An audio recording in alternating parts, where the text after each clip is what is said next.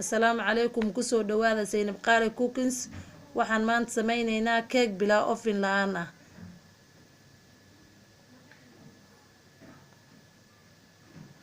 waxaan ka sameyneynaa whipped cream, cacao, koob sokor ah, blueband, 5 xabo ukun ah, baking powder. waxaan hadda qaraacaneynaa whipped creamkii waxaan ku qaraacaynaa waxaan ku qasaynaa koob biyo qabow. waxaan qaraacaynaa 3 daqiiqo ilaa 3 daqiiqo intaad kareem fiican ka heshana waad qaraacaysaa insha Allah. waad u jeedaa asxaabay sidaas ayuu kareemkii u adkaaday. kadibna waxaan gelinaynaa fridge-ka insha Allah. sidaa oo la socda marka wuu adkaanayaa. haddana waxaan bilaabanaynaa keegi. waxaan kala saaraynaa ukunta midda cad iyo midda yelowga ah. waxaan hadda qaraacanaynaa midda yelowga ah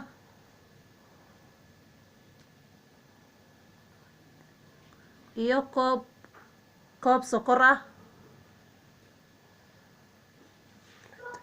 ilaa intay ka adkaanayso sokortii iska dhex galayaan.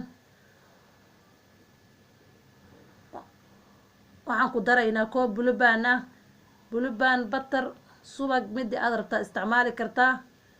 faniilo yaraan ku darne. waan qaraacaynaa insha Allah intay iska dhex galayso si fiican oo iskaga dhalaalayso sokortiyo. kadibna waxaan qaraacaynaa tii cad shaharka cad ayaan qaraacaynaa. hadda cacao-ga ayaan ku daraynaa qaado iyo bar cacao ah.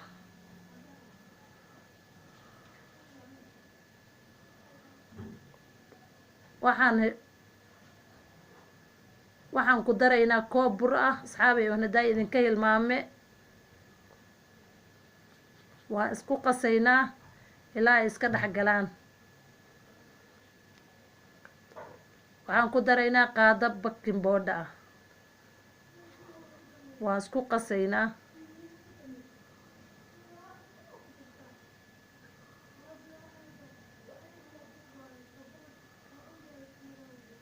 waxaan ku daraynaa ukunta caddeed oo haday gooni u garaacane. waan isla arkaynaa insha Allah sida ay ku soo baxdo.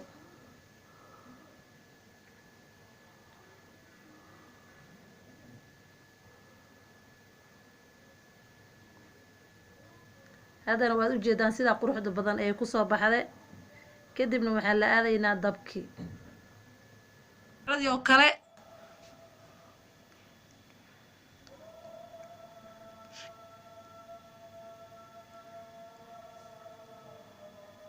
kadibna waa iskorkor saaraysaa kareemkii aad korka marinaysaa iyo sharaxaadii. insha Allah waan arkaynaa sida uu ku soo baxo.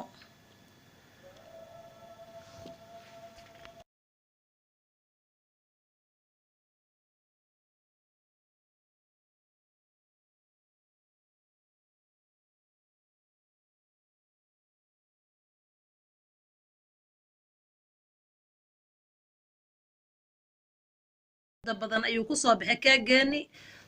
subscribe iyo like hala ii saaro insha Allah.